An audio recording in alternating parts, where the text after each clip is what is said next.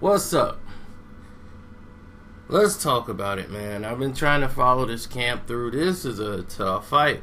A lot of people don't believe when I tell them it's tough. Hey, you go trying to stir it up, man. Rigondeaux,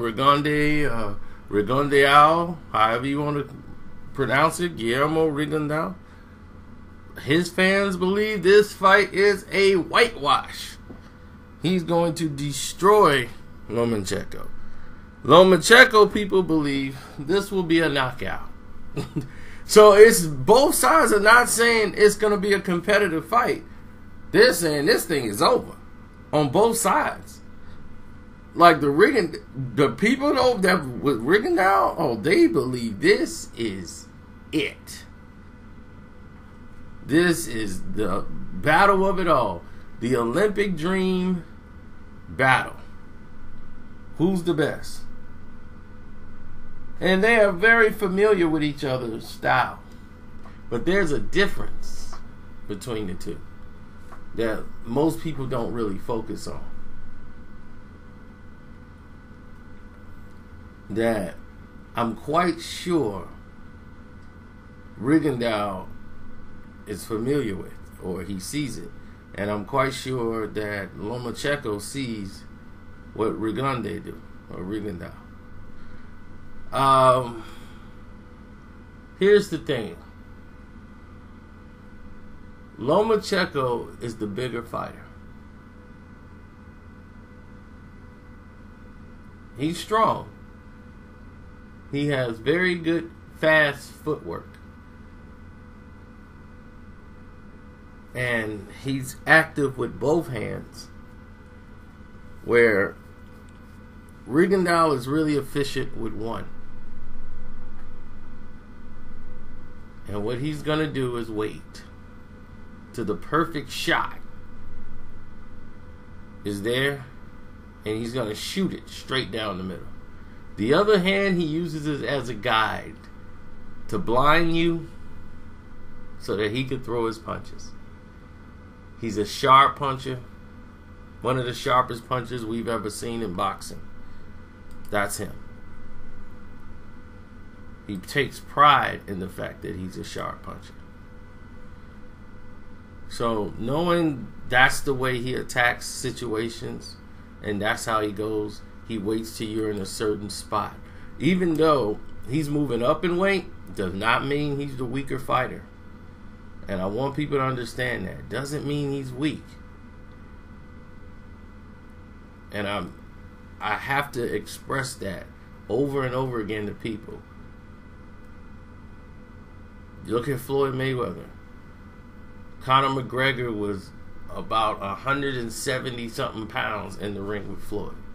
Floyd is 140 something pounds. He outweighed him by 20 pounds. But Floyd was the strongest of the fighters because he was sharper with his punches.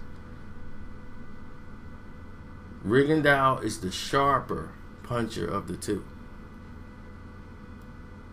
So Lomacheko cannot get caught in a false sense of security that Rigondeaux, just because he's the little man coming up, he's not going to have any power.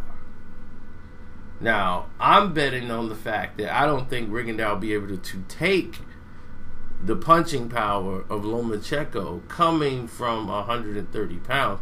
So I'm betting it more on size than skill. Lomacheko has skills. But his skill is a little bit more open. He throws a wide looping shot sometimes. He throws a straight shot sometimes. He jumps from spot to spot. That works against a person with slow feet and a person that doesn't have tremendous balance. Rigondeaux very rarely gives up balance. He's very disciplined when it comes to positioning in the ring. He can slip punches. He sees them coming. Lomacheko was able to land these shots on someone who wasn't as experienced.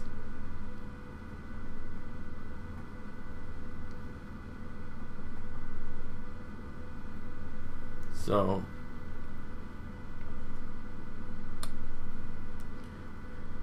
From an experience standpoint, I just don't think Lomacheko has not faced anyone with the defensive prowess of Rigondeaux.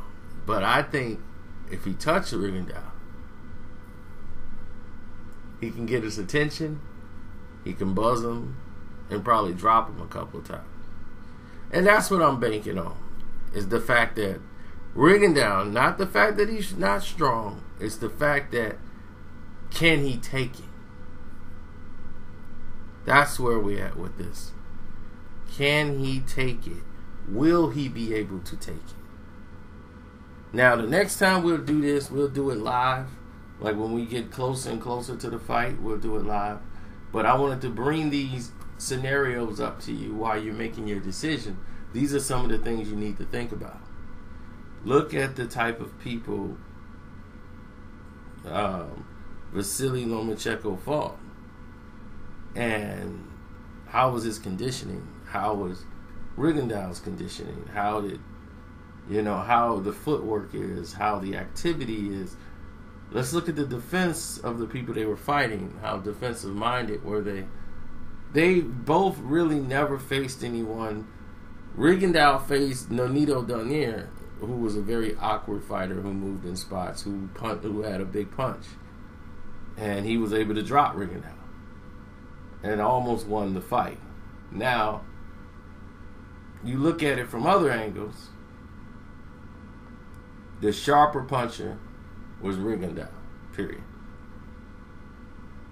He was controlling most of the action. He was going downstairs, going upstairs, did his part.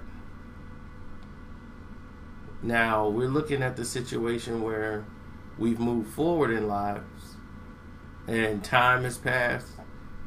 Both guys are up in age because they spent most of their time as amateurs fighting in the Olympics. Then pro will father time, catch Rigondeaux. Everyone says this is the fight they've been waiting to do to cash him out. Or will he rise to the top? And to be honest, that's why we're here. To see what's going to happen. So stay tuned. Tell me what you think about this fight. I've been very objective on both sides. Lomo's, his quick reactions and feints could cause a problem for Rigondeaux in the first 4 rounds of the fight.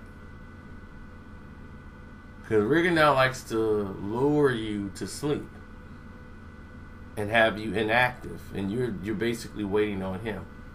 And that's what he wants. And then as soon as you try to react, pop! You're tagged with a straight shot. Straight, sharp shots hurt. But he rarely throws hooks. He'll throw some, but he very rarely throws them.